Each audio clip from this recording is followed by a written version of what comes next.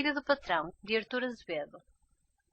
O comendador Ferreira esteve quase a agarrá-lo pelas orelhas e a tirá-lo pela escada abaixo com um pontapé bem aplicado. Pois não. Um biltre, um farroupilha, um pobre diabo, sem eira, nem beira, nem ramo de figueira, atrever-se a pedir-lhe a menina em casamento. Era o que faltava.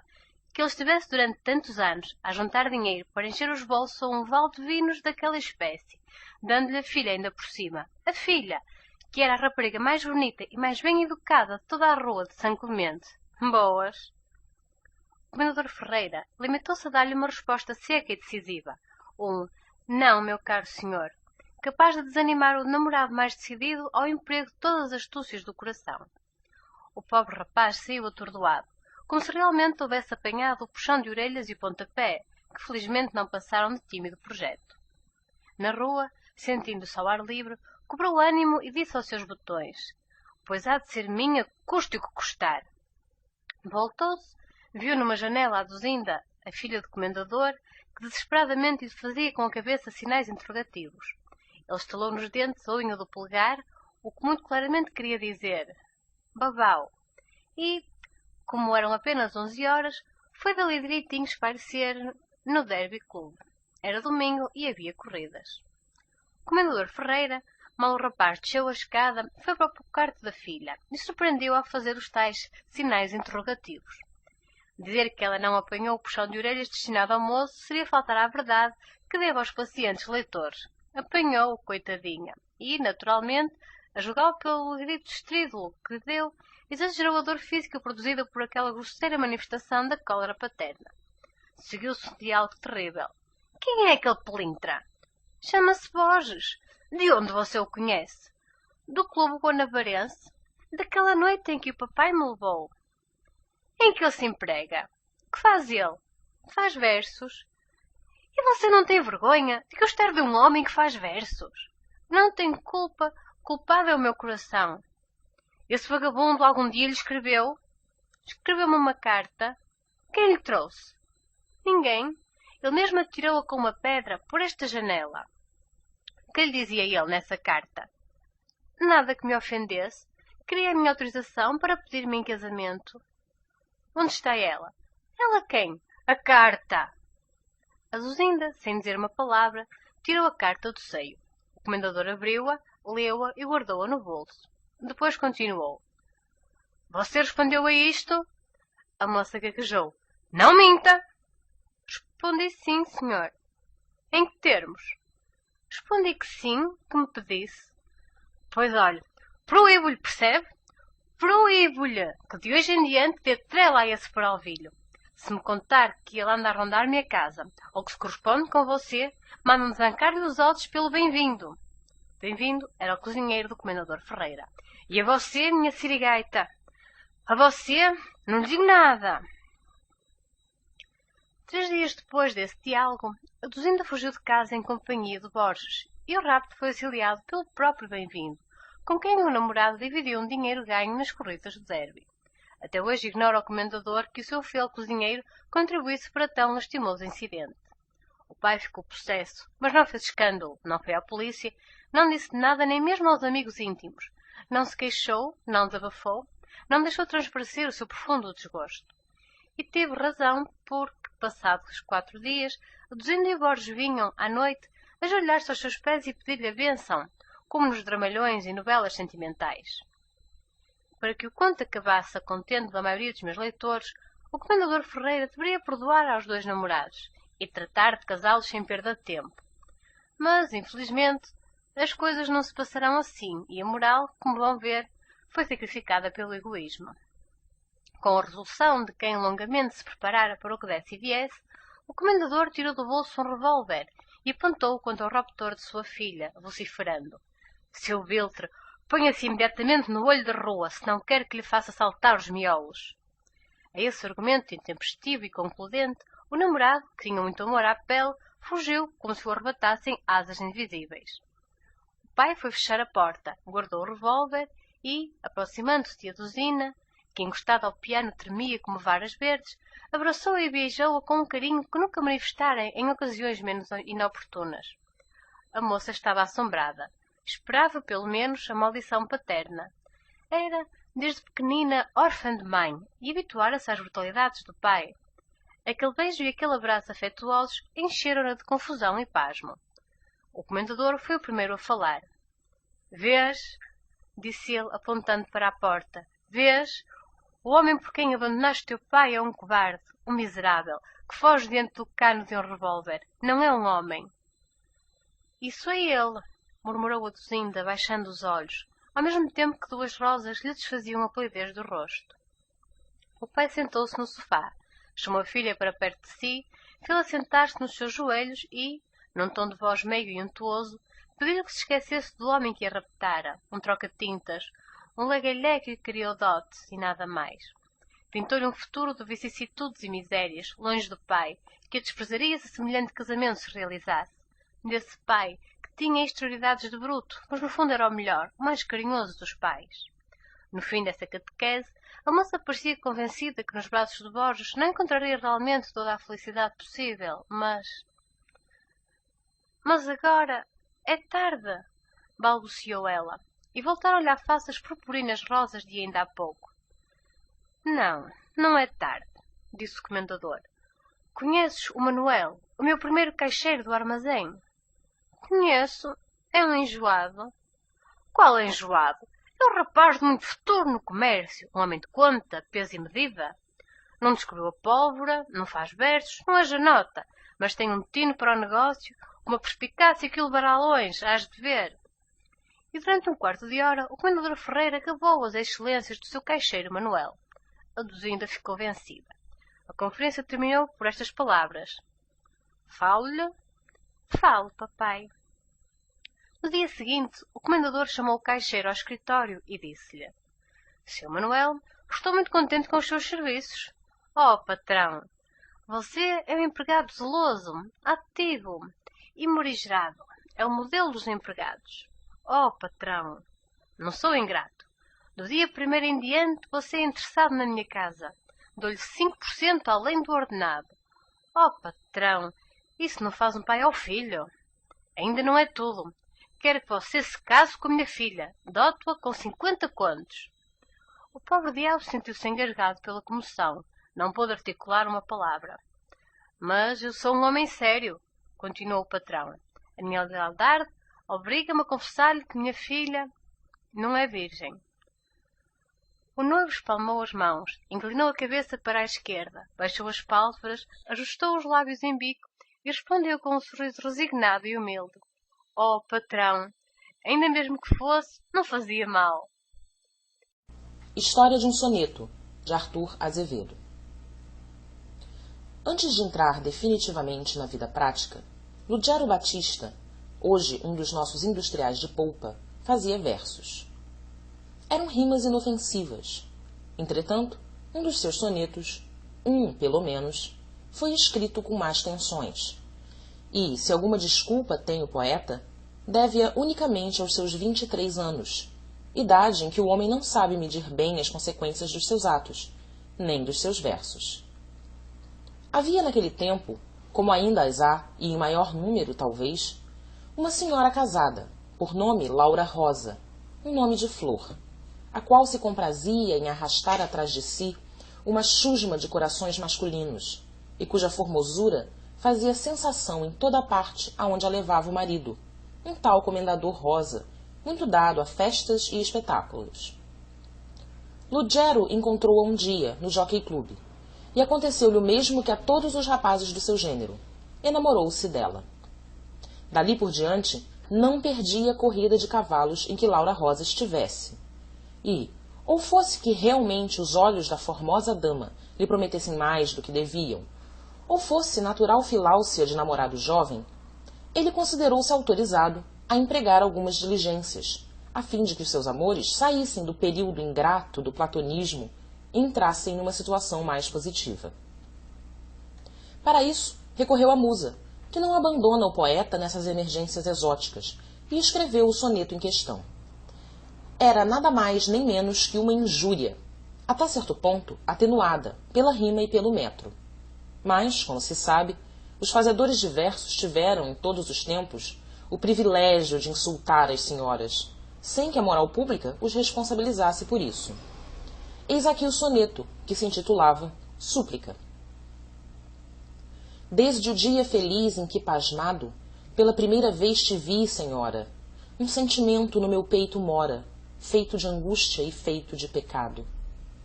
Não creias que ninguém houvesse amado tão loucamente como eu te amo agora, nem mesmo, ó linda Laura, no de outrora, cavalheiresco tempo celebrado. Para que finde o meu suplício airoso, ou me concede o mendigado beijo, este martírio transformado em gozo, ou revela ao teu dono meu desejo, talvez ele me faça venturoso, dando-me a doce morte, enfim, que almejo. Lugero Batista assinou esse desaforo com as iniciais de seu nome, L.B., e publicou-o na revista literária Nova Aurora, órgão especial dos novos daquela época. Publicado o soneto, mandou o poeta entregar um número do periódico A Linda Laura, procurando, naturalmente, ocasião em que o comendador Rosa não estava em casa, e tendo cuidado de chamar com um traço de lápis vermelho a atenção da moça para os versos em que tão indiscretamente ia envolvido o nome dela.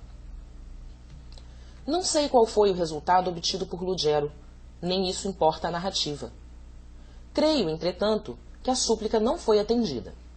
Nem Laura Rosa lhe deu aquele mendigado beijo, que era um eufemismo bandalho. Nem disse nada ao seu dono, e ainda bem, porque se o poeta não logrou a ventura que almejava, também não perdeu a vida, que aproveitou mais tarde. Nem mesmo apanhou a sova que merecia. O caso é que o nosso homem tomou juízo e abriu mão de todas as suas veleidades poéticas para cuidar de coisas mais sérias e mais úteis. A fortuna sorriu-lhe. Aos 30 anos, estava ele senhor de algumas centenas de contos de réis, e aos 37, principiou a sentir, pela primeira vez, necessidade de constituir família. Isso coincidiu com o encontrar, em casa de uma família de amigos, a interessante Blandina, moça pobre, que realizava perfeitamente o seu ideal, quer no moral, quer no físico.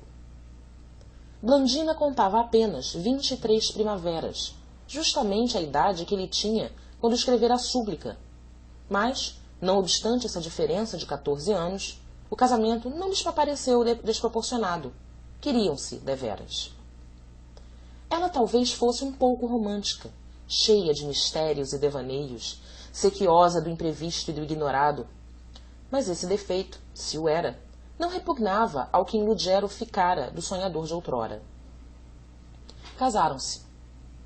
Casaram-se e foram excepcionalmente felizes durante os 10 primeiros anos. Mas, passado esse tempo, ele, que estava às portas do semi-centenário e poderia passar por mais velho, ao passo que ela não parecia ter ainda os seus 33, julgou que sua mulher já não o amava como dantes. Perdi o encanto, disse ele aos seus botões. Tenho agora os cabelos grisalhos, engordei muito, sofro de reumatismo, e Blandina conserva a mocidade, a beleza, a elegância que tinha na ocasião do nosso primeiro encontro. O nosso enlace não era, mas tornou-se desigual. Para sermos felizes até a morte, fora preciso que envelhecêssemos juntos, como Filémon e Baucis. Efetivamente, Blandina, que, durante os primeiros 10 anos de casada, nunca reparou que seu marido ressonava alto, não o podia agora suportar, queixando-se de não poder dormir ao som de um rabecão. Ao mesmo tempo, deixava-se absorver, horas esquecidas, em longas cismas, e suspirava de instante a instante, como se alguma coisa lhe faltasse. Lugero inquietou-se e começou a observar com olhos ciumentos o que se passava em torno de si. Não lhe tardou perceber que a sua casa era constantemente rondada por um rapazola, que poderia ser seu filho, e mesmo filho de sua mulher. De uma feita, deu com ele à esquina, entregando uma carta à cozinheira. Escondeu-se, entrou em casa de mansinho, sem ser visto, e interceptou a missiva, no momento preciso em que esta passava das mãos da intermediária para as de sua mulher. Lugero tomou a mão de Blandina, que tremia como varas verdes, e levou-a para o interior do seu gabinete. — Quem é aquele sujeitinho que te mandou esta carta? — Não sei, respondeu ela, e desatou a chorar. Por que choras? Choro, porque não tenho culpa. Não sei quem me escreveu. Desconfio de um mocinho impertinente que costuma passar por aqui e me cumprimenta com um sorriso muito amável quando me vê à janela. Juro-te que eu devolvi essa carta sem abrir. Abro-a eu, disse Lugero, engasgado pela comoção, e rasgou o invólucro. Estava dentro um soneto, escrito em papel ridículo, cercado de florinhas e rendilhados nos cantos. Ao ler o primeiro verso, desde o dia feliz em que, pasmado, o marido reconheceu logo seu velho soneto, que tinha sido copiado, palavra por palavra, sofrendo apenas uma alteração no segundo quarteto. O nome de Laura fora substituído pelo de Blandina, o que, aliás, desfigurava o verso, evidenciando que o copista era inteiramente hóspede em metrificação. Lugero deu uma gargalhada. — De que ris? Que há que te faça rir? Perguntou Blandina. — Rio-me, porque o teu infeliz namorado te mandou um soneto que não é dele, e sim meu. — Teu? — Sim, a coincidência é notável.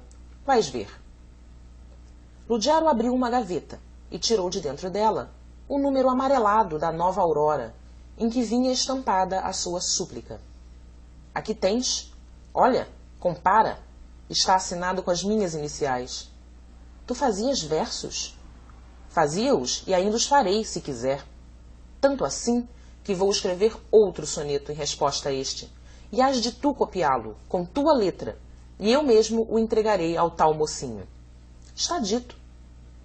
A prontidão com que Blandina proferiu esse está dito foi a melhor prova que Lugero teve, de que poderia continuar a conservá-la junto de si. O mesmo não sucedeu à cozinheira, que foi posta na rua. No dia seguinte estava escrita a resposta.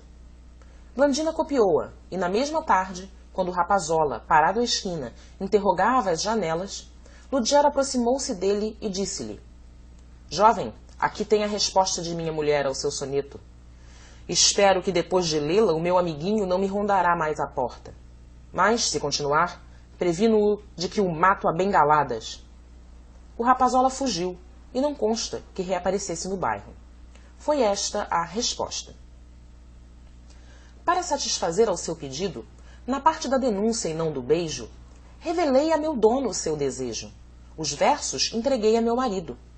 Este, em vez de ficar enfurecido e de agarrar um ferro malfazejo, tomou a coisa à conta de gracejo e pôs-se a rir como um perdido. Pois se é ele o autor do tal soneto, o senhor copiou-o da Nova Aurora, estragando-lhe apenas um quarteto. Ele, que a musa já mandou embora, cede-lhe os versos, discrição prometo, mas não quer sociedade na senhora. Blandina Batista. Blandina leu todos os versos antigos de seu marido e perdoou-lhe os cabelos grisalhos, o abdômen, o reumatismo e até o ressonar alto. Adora-o. Lugero descobriu que o Rapazola era filho de Laura Rosa. Provavelmente encontrou o soneto entre os papéis da mãe, que já não existia. O ex-poeta viu em tudo isso uma espécie de punição, e como tem os seus momentos de filosofia barata, pensa muitas vezes que um homem pode ser ferido, mais dia menos dia, pela própria arma que forja com intenção maligna, mesmo quando essa arma seja simplesmente um mau soneto. A Marcelina, de Artur Azevedo. Naquele tempo, não há necessidade de precisar a época, era o Dr. Pires de Aguiar o melhor freguês da alfaiataria Ronier e uma das figuras obrigadas de Rua do Ouvidor. Como advogado, diziam-lhe uma competência um pouco duvidosa, o que aliás não obstava que ele ganhasse muito dinheiro. Mas, como já nota, força é confessá-lo, não havia rapaz tão elegante no Rio de Janeiro.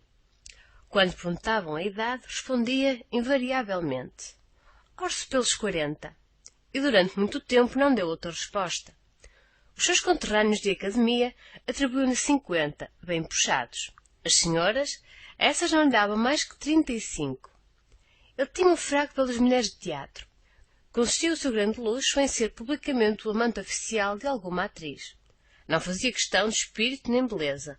O indispensável é que ela ocupasse lugar saliente no palco e fosse aplaudida e festejada pelo público. Não era o amor, era a vaidade que o conduzia à nauseabunda citera dos bastidores.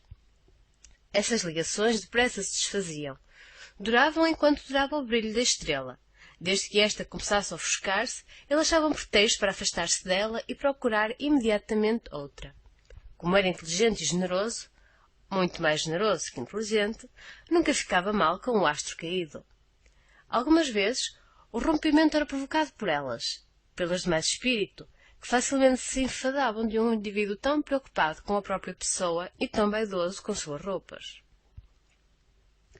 No tempo em que se passou a ação deste ligeiro conto, a conquista do Dr. Pires de Aguiar era uma atriz portuguesa, a Clorinda, que viera de Lisboa apregoada pelas 100 trombetas do reclame e cuja estreia, num dos nossos teatrinhos de opereta, o público o esperava ansiosamente. Uma hora antes de começar o espetáculo de estreia, entrou o advogado triunfantemente na caixa do teatro, levando pelo braço a sua nova amiga, elegantemente envolvida numa soberba de pelúcia. Ia fazer-lhe entrega do camarim, cujo arranjo confiara liberalmente ao bom gosto e à perícia dos mais hábeis tapeceiros e estofadores. Ela ficou encantadíssima e agradeceu com beijos quentes sonoros a dedicada solicitude do amante. Que belo tapete felpudo! Que bonitos quadros! Que papel escolhido! Que delicioso divã! Que magnífico espelho de faces onde o seu vulto airoso se refletia 3 vezes por inteiro! E que profusão de perfumarias! E que precioso serviço de toilette! Nada faltava também sobre a mesinha de maquilhagem, ricamente iluminada por 2 bicos de gás. O Dr. Pires de Aguiar tinha longa prática desses arranjos. Não podia esquecer-se de nenhum dos ingredientes necessários a um camarim de uma atriz que se respeita. O arsenal estava completo. Dali a nada ouviu-se um "Dá licença!" E o diretor de cena entrou no camarim, acompanhado por uma mulher já idosa, muito pálida, de aspecto doentio, pobremente trajada. "Dona Clorinda, aqui tem a sua costureira." A Estrela não conteve um gesto de despeito. O diretor de cena compreendeu e saiu imediatamente para não entrar em explicações. "É doente?" perguntou Clorinda à costureira. "Não, senhora. Tive uma doença grave, mas agora estou boa. Saí há 2 dias da Santa Casa." Clorinda trocou um olhar com o advogado, e este disse-lhe, refastelando-se no divã: "Ma chère, il faut se contenter de cette tablilleuse. Nous ne sommes pas en Europe." Ele impingiu a frase em francês, para que não entendesse a costureira, mas a verdade é que Clorinda também não percebeu, o que, aliás, não a impediu de responder: "Oui." Despojada da mantilha e da bela capa de pelúcia, Clorinda sentou-se entre os 2 bicos de gás e começou a pintar-se, dizendo: "Vamos a isto." E dirigindo-se à costureira: "Sente-se, porque está de pé." A pobre mulher sentou-se a medo, com receosa de macular a palhinha doirada da cadeira com o seu miserável vestido de chita. "Sabe que me disseram bonitas coisas a seu respeito?" perguntou a atriz ao advogado, olhando pelo espelho. "De veras? Ao que me parece, você tem sido um gajo." O Dr. Pires de Aguiar teve um sorriso inexprimível. Aquele gajo entrou-lhe pela vaidade de dentro como uma grande cruz. Com que então? A sua especialidade são as atrizes. Esperamos que você tenha gostado desta prévia. Para continuar ouvindo este audiolivro no Google Play Livros, use o link na descrição do vídeo.